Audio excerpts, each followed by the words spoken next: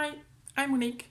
Welcome to my very first, well, I can't call it a podcast because it isn't, but the very first video I made myself about fine lace. I'm a passion for lace on Instagram and Ravelry, and I'm usually, well, knitting lace and anything that's very fine on fine needles. I'm making this video to tell you a bit more about the construction and information about Little Secret, one of my designs. It was recently chosen by Irina to be part of a knit along because she felt the group could use it. That made me very happy, and that's then a lot of questions came, and I thought, well, I might as well face the music and have some tips and tricks on how to do it and show you things. So let's get started. I don't know how to switch the video around, so I have to do that's not a pretty face color. Anyway, well, okay.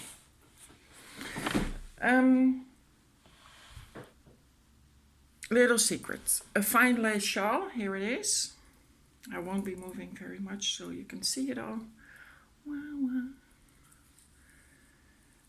And I just love the center because it's very well, simple. It's yeah.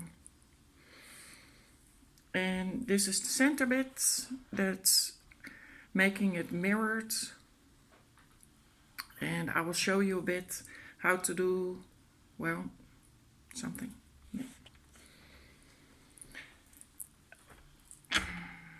The shawl is worked on 2.5 millimeters or 1.5 US, and I've used a very fine yarn, and it's from the Gossamer Web. That's a Etsy shop in America by Susan, and she sells very fine yarns. This is one of my favorite colors. It's called Tequila Sunrise. I've also knit the Blight with it. And I was starting on another shawl, but that's not going to work. Yeah, that's very fine. Focus, focus. It's too close. Oh well. But I calculated that if I did this, I wouldn't have enough yarn to finish the whole shawl. And I have another skein, but it's a little bit lighter. This is the color, please.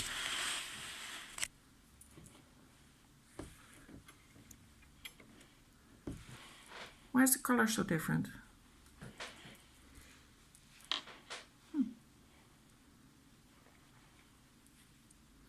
It's the Phoenix. That's 2,600 meters for 100 gram, and it's got silk and merino.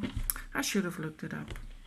Anyway, this was worked in a bit thicker yarn on bigger needles, and I'll tell you a bit about the construction. Let me see if I can, no, zo like this. Does this work? Ja, maar dan kan ik het zelf niet meer zien. Oh jee. Oké.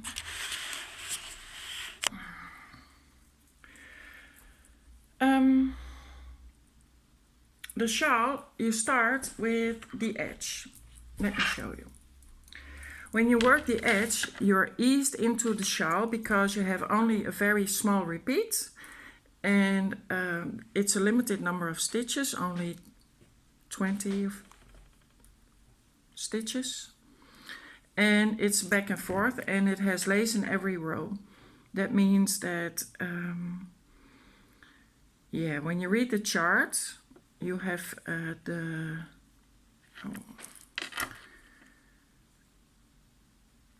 I have to tell you something about the charts. The charts in books like I'm very bad at this. In the heirloom knitting book, the Knitting Shetland Bible. Okay, it states that the charts are worked like, they look like how it will look when it's knit. And but the trick is that when you knit it, you don't always do what it states. For instance, you see here yarn overs and knit togethers and a bit of plain knitting over here. So that's not the hard bit. The hard bit could be that you have here the yarn overs, and that when you turn the needles and you begin the new row, you have to again do a new yarn over instead of a purl row, which means that at some point you have to, on the return bit, like here,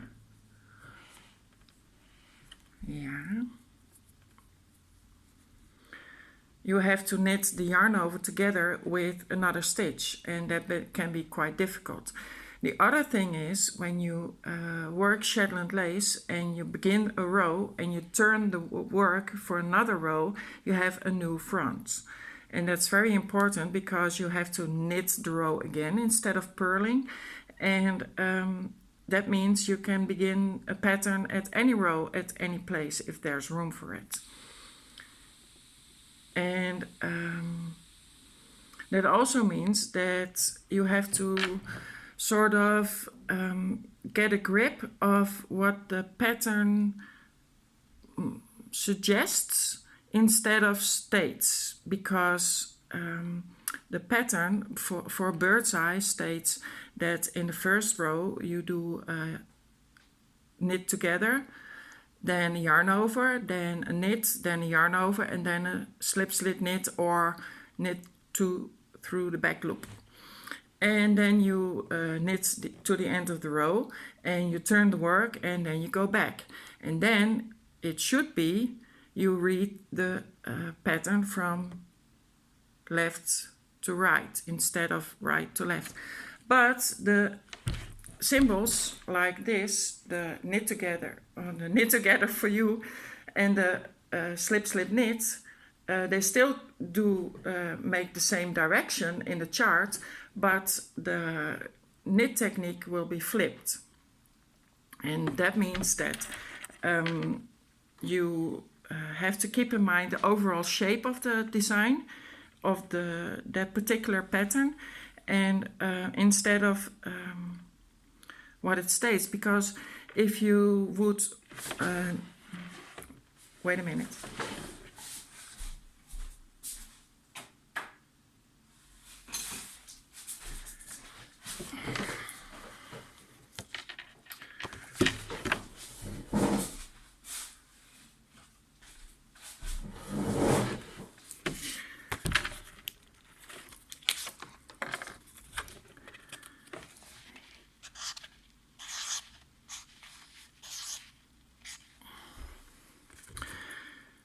Knit two together, yarn over, knit, yarn over, knit two together. That would be the first row. And it's, I have to check for you viewers, you would read it like this. So this is the knit two together, this is the slip slip knit, okay?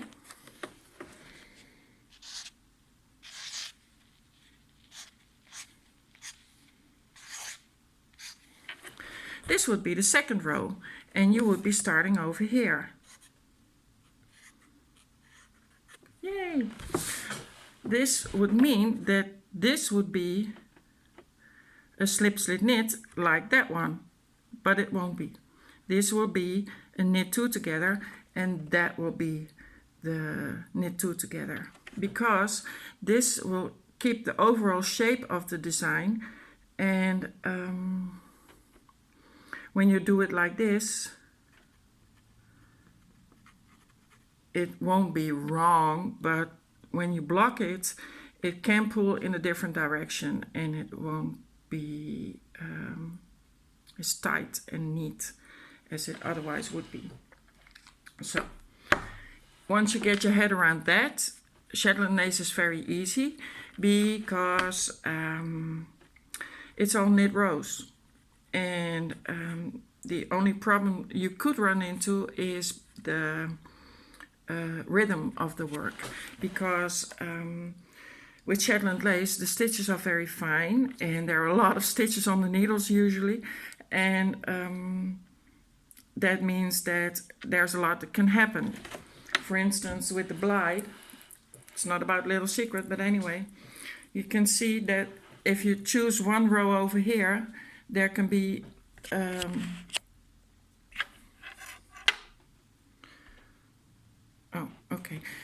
there can be this diamond shape, but you're also finishing this bell shape, and in the next row you could be starting that shape. So there's a lot of things happening, and also over here you'll be ending this and working a spider's eye, a spider or a bird's eye over here, and then you do this shape. So that is because in the old days, once you have a shawl that has more than 1 or 3 patterns, that would mean it would be handmade, because the machines couldn't do more than 3 patterns in one shawl. Okay, having said that, when you have you start with the edging. That's chart 1A. Yeah? Yeah.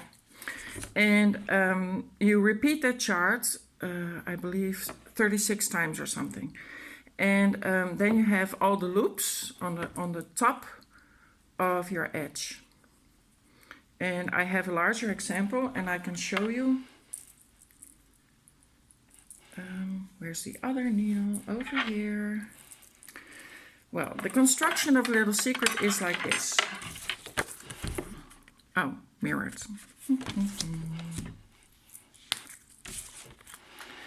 You start with the edging. 1A. Then your needle is in it over here. Needle. Then you have your second needle and you need to pick up all the loops that are over here. And then you need to pick up all the loops that are from the cast on. Let me show you how that's done. This is my very big, very clear sample. I have the stitches of the sample over here. This is the edge. These are the side rows.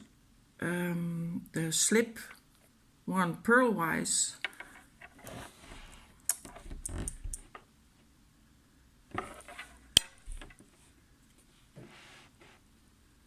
Yeah, over there, those loops. And you have the stitches of the cast on. Very stretchy. I don't know what I stated, but probably it would be that you have to put the stitches on the needle that has no stitches on it. Then you turn your work and you start at the beginning, and preferably at the side loops of the cast on. And what you then do is, and because I'm filming myself, it's mirrored, but anyway, you pick up the loops that are not in front of you but on the back. And with the cast on, there's just one loop. Look over here. I don't know why it's not focusing. Oh. And you pick up the loops from the back to the front. From the back to the front. And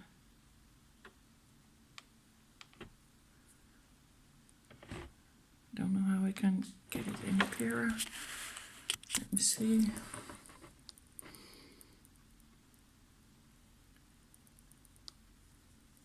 And in the instructions it will say how many loops there are when you cast it on, and that's probably the amount of loops you can pick up. And because you there it is. Okay. Then you place a marker. I don't have a marker right now because I didn't prepare.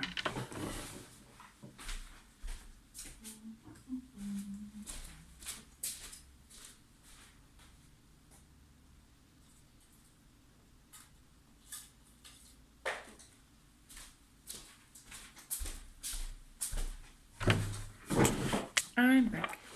You put the marker, like a little band of elastic band, on the needle, so you know where the cast on stitches end and the side stitches begin. And then you do the same. You have here the stitches of the slip stitches you made on the side of the edge, and then when you have them in front of you, you pick up the back loop.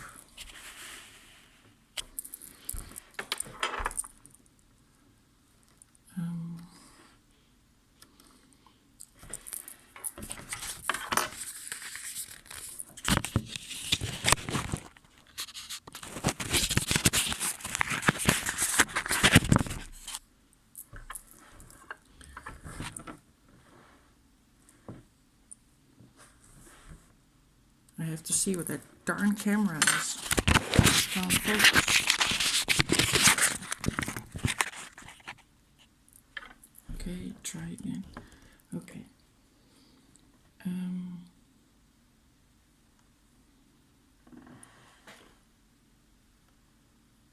From the back.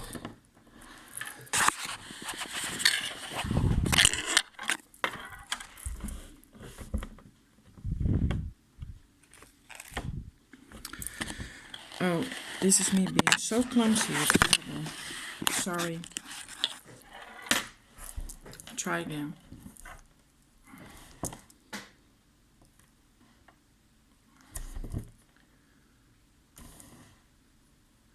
Picking up loops, loops, loops, front and back.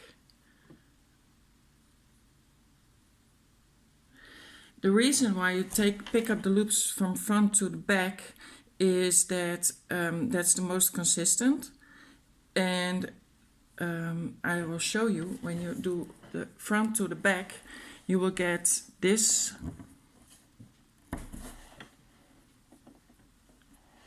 Gosh, I have to be something professional about it. Why is it not focusing?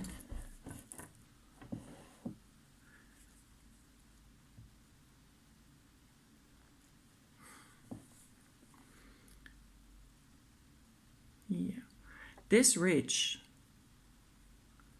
that will be on the back, and when you pick up the loops and you knit the first row, that will be more beautiful, and especially when you have wrap and turn, or when you do the edge later, it will leave a nicer stitch on the top instead of the back. I always say it doesn't matter when you wear it or when your mother-in-law sees it or your mother, but we knitters always want to be perfect, so let's do this. This is the ridge. When you pick up, this is the back and this is the front. See? It's nice and stretchy. So when you do all that and you get to the other side, you're already ready to start because you picked up the loops. Your working yarn end is over here, and let me do this very quick and tell you some more things. When you do the slip-on purlwise stitch, it feels like you're not knitting it, and therefore it will be very tight. If you do knit it, you get a little bump on the side of your edge, and that's okay. It's a little bit less stretchy, but when you do it, continue. It's not wise to switch it halfway, because then, well, it won't be perfect. And it might stretch differently. So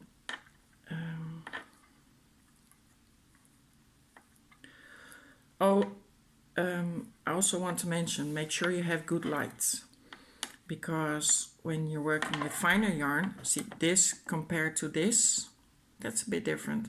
And as you can see, I'm wearing glasses now because otherwise I can't see anything. When you have good light, it takes less concentration, and once you get the hang of things with rhythm and stitch markers to give you a helping hand on where you are in the pattern, and repeats, then it all becomes a little bit easier. And now you have it. I've picked up the stitches. You're looking at the back now, and here's my working yarn. So now that I've picked up the loops, I turn my work.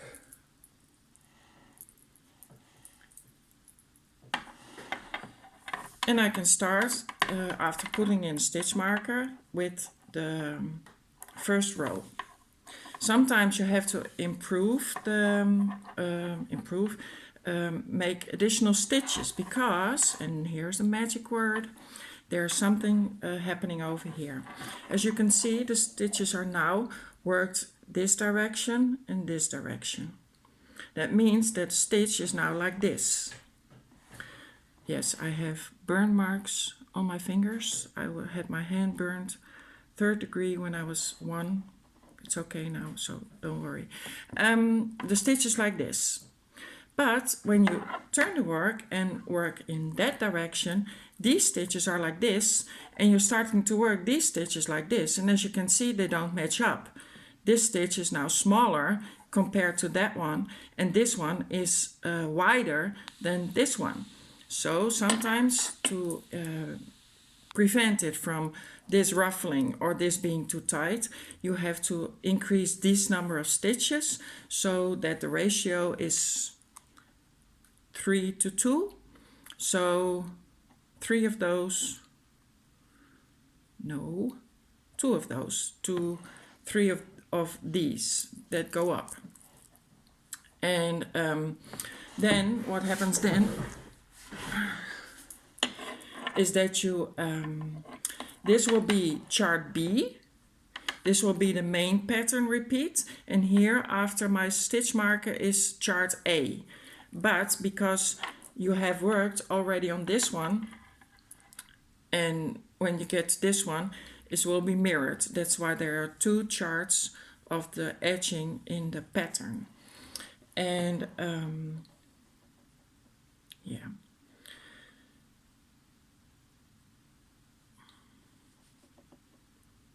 Okay.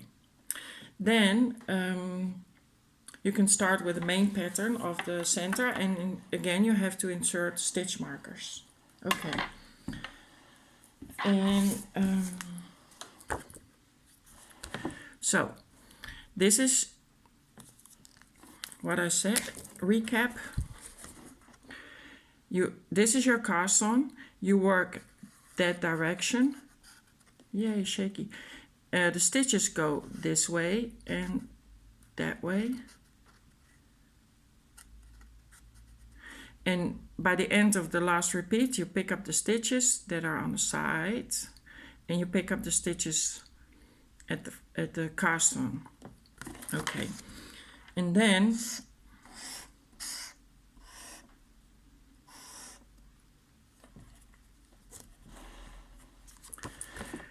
this is the border.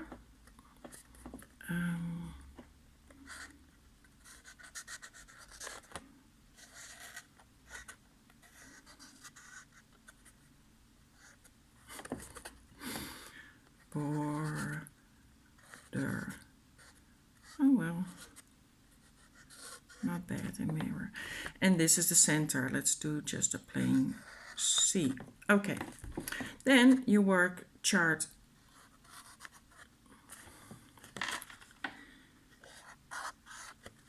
over here and an edge chart over there. Oh, okay, sort of. And that means that with the center pattern and the border pattern, you each time have to keep track of those edgings. But you're almost a bit familiar with them because you've worked them 36 times. And this edging is not very difficult.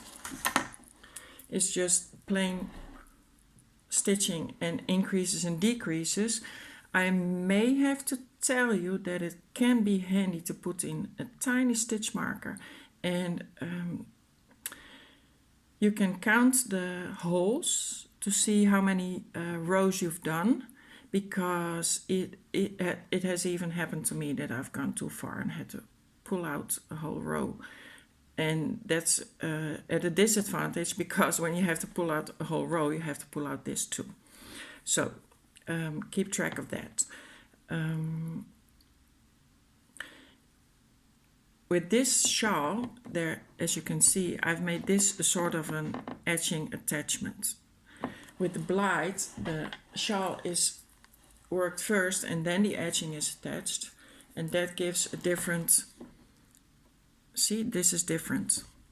It's a bit pulled out, even though it's all garter stitch, and you could do a bit of a lacy pattern, but if you want to knit the Little Secret first and then add the edging later, you can expect this to happen.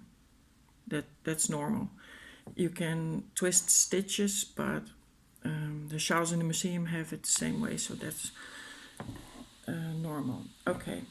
Then you come to grafting. Grafting can be very stressful with fine yarn, because this is a 2-ply, so it doesn't unravel very easily, but still it gets it loses a bit of twist in the garter stitch. Kitchener, that's right, Kitchener. Okay, this is the graft. You can see it a tiny bit because tension is very difficult, and don't worry, during blocking it will be it will improve heavily, and it just, grafting, I like it. I'm honest, I like it because it keeps the flow going of the knitting. It stretches when you do it right just as much as the other fabric, and yeah, it makes sure, for instance, with this one, that the pattern is mirrored, like in a St. Ninian shawl also, so that when you wear it, the shawl has the same direction in the patterns. Yeah, I like it. Anyway, when you graft, it can be, what I said, it can be stressful when you have a very fine yarn. So I will recommend you practice with a thicker yarn, a fuller yarn, because then you know the technique a bit, and then you can play with the tension of your yarn and see how much it unravels. When I graft, I usually do 4 or 5 stitches and put a bit extra twist back into the yarn by rolling the needle so the yarn twists like when you're spinning, and then the yarn is less likely to break, because you don't want during blocking that your shawl will break because your graft is too loose or the yarn is too thin. Won't be a first time. Let me pick up something and then I will show you how I do it with bigger needles.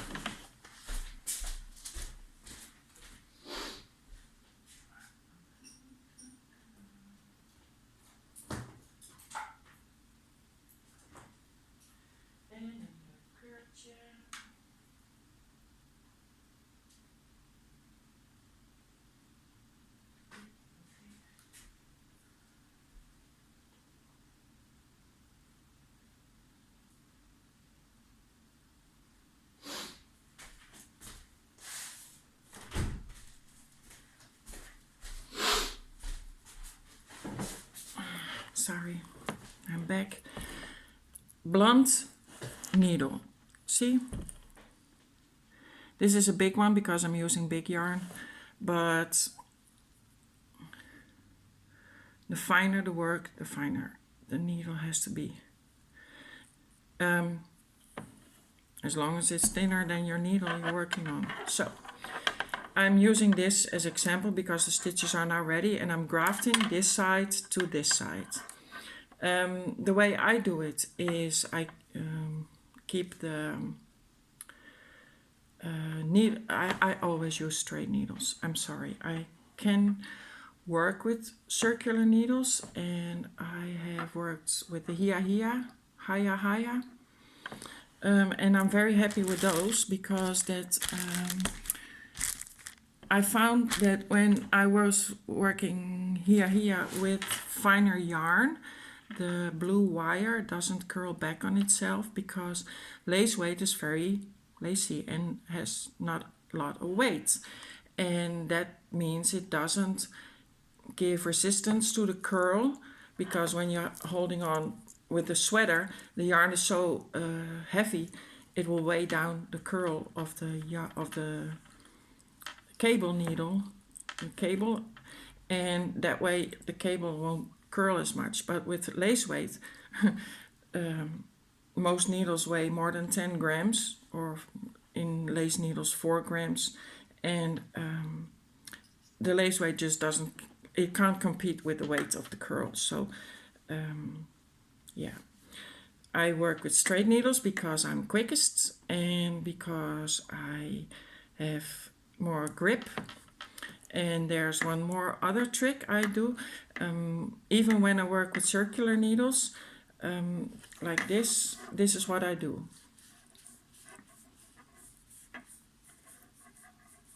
See? I push with my hands the stitches to the front of the needle, to the point. I never do this, never. See? I have a nice, clean, dainty finger, blah, blah, blah. Oh well, okay. The way I hold my needles when I'm grafting is that the larger piece is hanging on the outside and a finer thing like the border or the edges on the inside, because when the larger piece is weighing down, it will be more stable. It's less likely that I will snag with my zipper of my trousers to the work. I keep my fingers like this.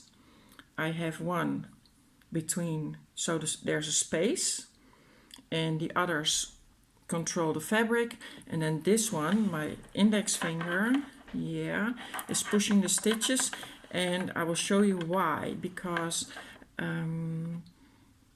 that is making sure the tension is right, and I don't pull on the yarn too hard so that the stitch becomes small and the graft is too not stretchy compared to the rest. Okay, let's go. When you graft, it's really very simple. You put your needle in the first stitch of the back needle. See? Back needle. You insert it like this. It's a bit tricky. From the point of the needle to my thumb, and I pick it up and I slide it off to my sewing needle. Okay, that's why I use a contrast color. Yay! I hold on to it with my index finger and my thumb so that it doesn't run and there's no weight on it that can pull on it so that I might lose the stitch. Then I put the needle from the point to my fingers through the next 2 stitches and pull them off. See, two stitches, pull them off. Okay, and pull the yarn through. See, now I have yarn over my index finger. That makes the tension of the stitch, and then I pull a bit. See, I pull a bit. Right, okay, then I lock it down with my thumb. Then I go with the needle through the first stitch from the top to the back, and I pick up another from the first needle, from my thumb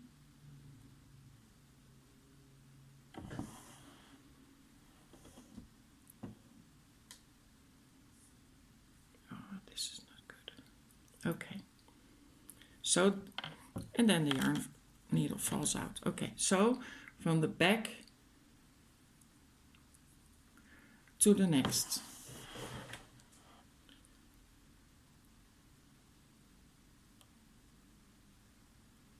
And pull it off.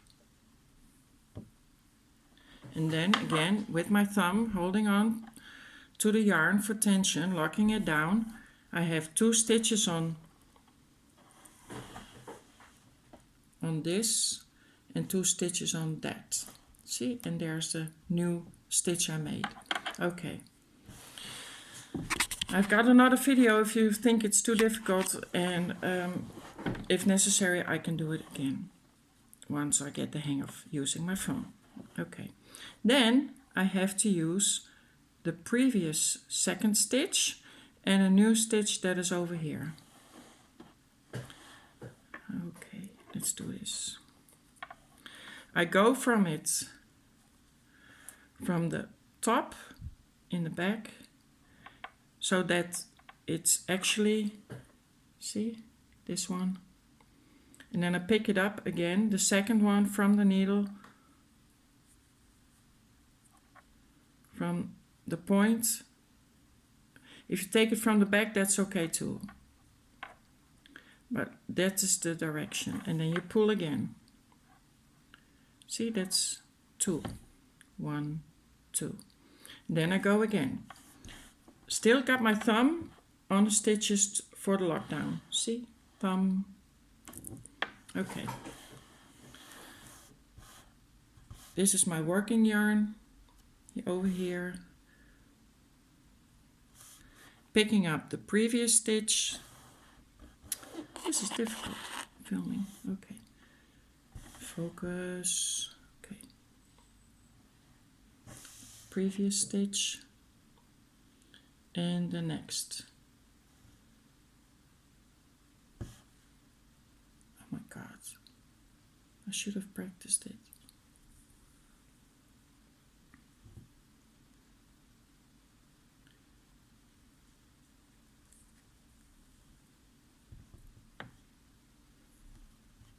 One from the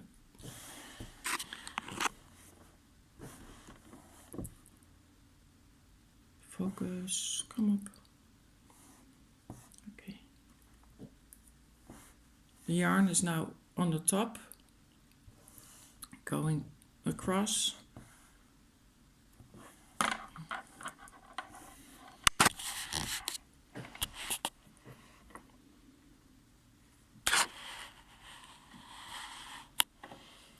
Don't know if I can do it in mirror.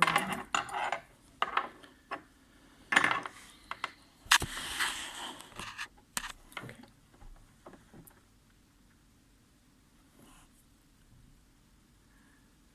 Previous one, picking it up, then picking one from the needle.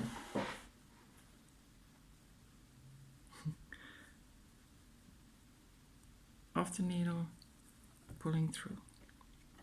Picking one up, previous, from the top through, and then directly to the next one, off the needle, like that.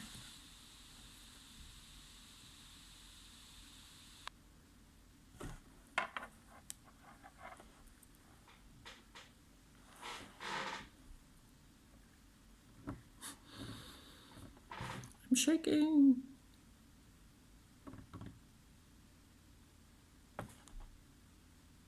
Okay, well, and that's grafting for you. Okay.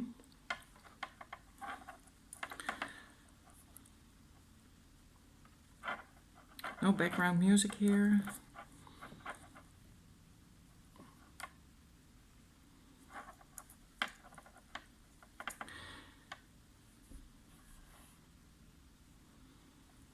Can I think of another trick or tip?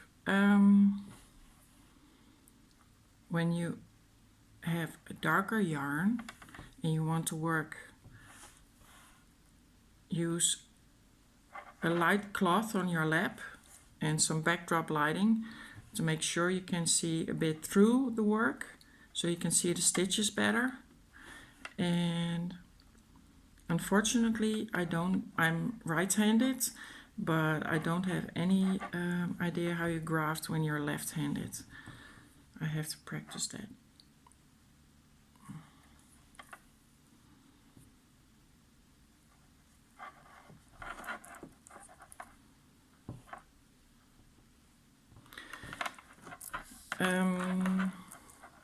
Oh, very handy tip. When you have stitch markers, you can, I always use a pink one at the beginning of the row and a green one on the end of the row. And when you have the first half done, or you can work 2 halves at the same time, you can always see what the front is or the back of the work with the placement of the stitch markers and their colors. And that may come in handy when you want to sew them together, so you don't have one pattern in front and one flipped on the back. Again, for wearing it doesn't matter, but anyway, that can come in very handy. If you left out the stitch markers, another handy tip can be that when you cast on, you have the end of the yarn usually at the right hand. So when you cast on, and my cast on row counts for me as one row, and then you work your way back, and then the cast on yarn, this little end from the beginning, will be on the right side of your, when you have the work like this, then it is on the right side. Then you know that what's in front of you is the front of the work, so that when you try to graft them together, the stitches will have the same direction. If you don't know what's front or back, then you can look at the yarn overs, or no, the knit 3 togethers, because they're always on the same side. When you compare the front and the back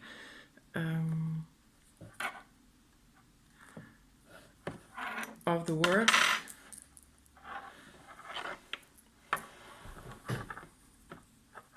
it looks a bit weird because the corner is so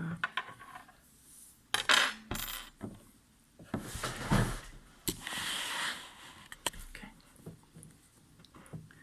This is my graft. Doesn't look like much because the yarn, the blue yarn, is finer than the white yarn, but as you can see, all loops have the same length.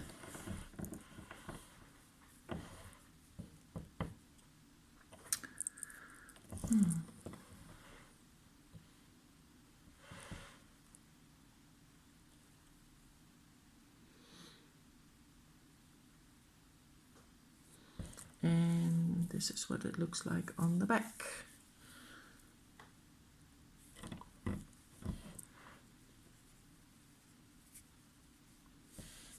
This is one technique I would definitely practice before you start. There is another trick you can do. When you have a shawl that has 2 halves, that means you have 2 lengths of yarn at each end of each half. And what you could be doing is, if you want to, graft from either side and work your way to the center. Then it means you have to do a little repair ending in the center of the shawl, but that could make grafting easier because then you have less tension to do the whole row in one go, if that's what you like. I've done it before I could do it as quick as I do it now. And there's also one other thing with the finer yarns. When you, for instance, work with the Shetland lace from Jameson & Smith or Jameson's Ultra or the cobweb, they can come in balls, and technically that's okay because then it is less likely to not break but get tangled, because it's wool, it's a bit sticky, and yeah. When it's on a ball, that means there's a limited amount of yarn on it and that you have to weave in ends. Horrible. And also because then you have to,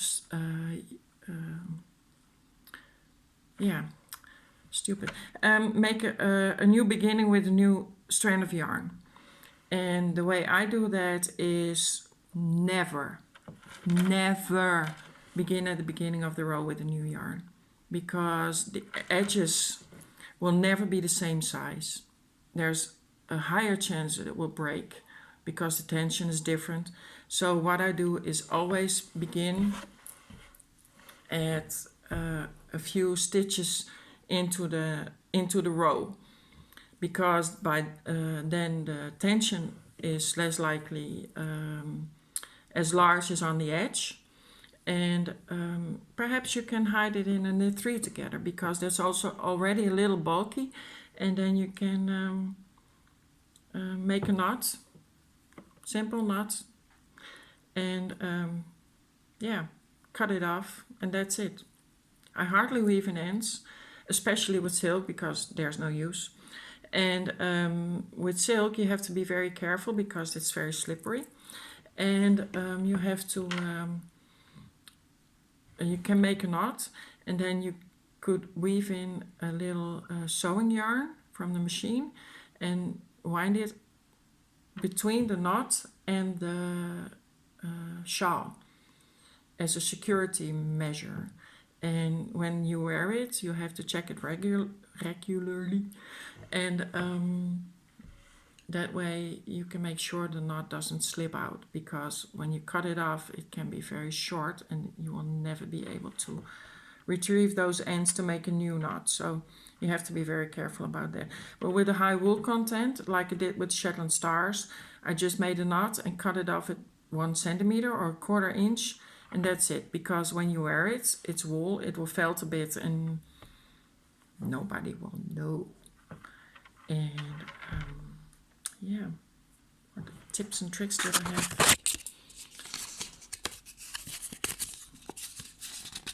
Grafting, blah blah blah. Okay, well, yeah, that's about it. And I see I've already taped for 3/4 of an hour. That's not bad for first time. See, once you get me going, I can't stop. Okay, so yeah, you can make the shawl as wide as you like, as long as you like. I must say that I'm a very tall girl. I'm 6'2". Well, I used to be. I might be 6'1" now, and I have very large hands. So the shawl might look a little small on me, but technically it's large enough for an average human being, like this. It's as wide as I am, sort of, and almost as tall as I am, and I'm on the ground. So, oh, that's the wrong shawl. This one. Oh, it's quite taller than I am, and much more narrow. So, this is the center. Wrap it around.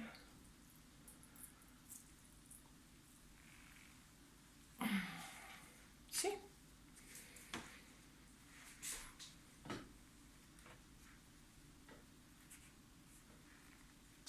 That's it.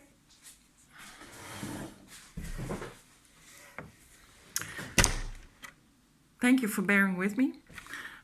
It's not likely I will making a video pretty soon. I might not, I don't know. Yeah, and if you have more questions, you can always email me. passionforlace.com, kantwerk.nl,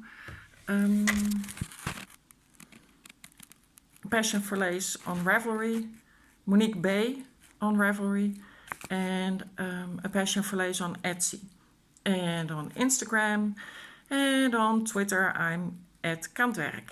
I live in the Netherlands. I'm going to be 50 this year, and I'm planning on doing this for a long time. I've got 2 more designs coming up. One is called Thursday. The other one is a shawl I made according to a picture of the Shetland Museum of Archives. And yeah, I'm planning to go to Shetland perhaps next year.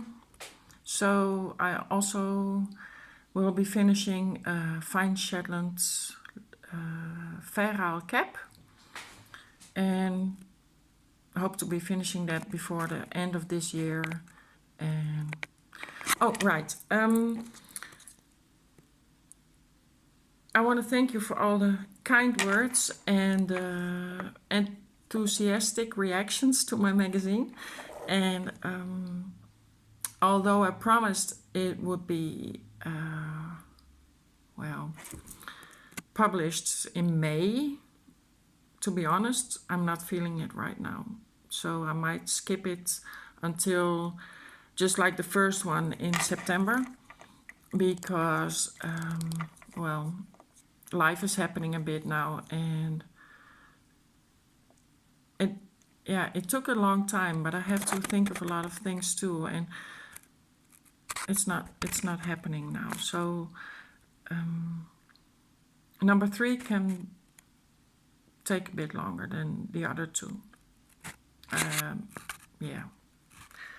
Don't know if there will be a free pattern, and yeah, that's it. Don't know much more what to say. If you have any questions, don't hesitate. And thank you.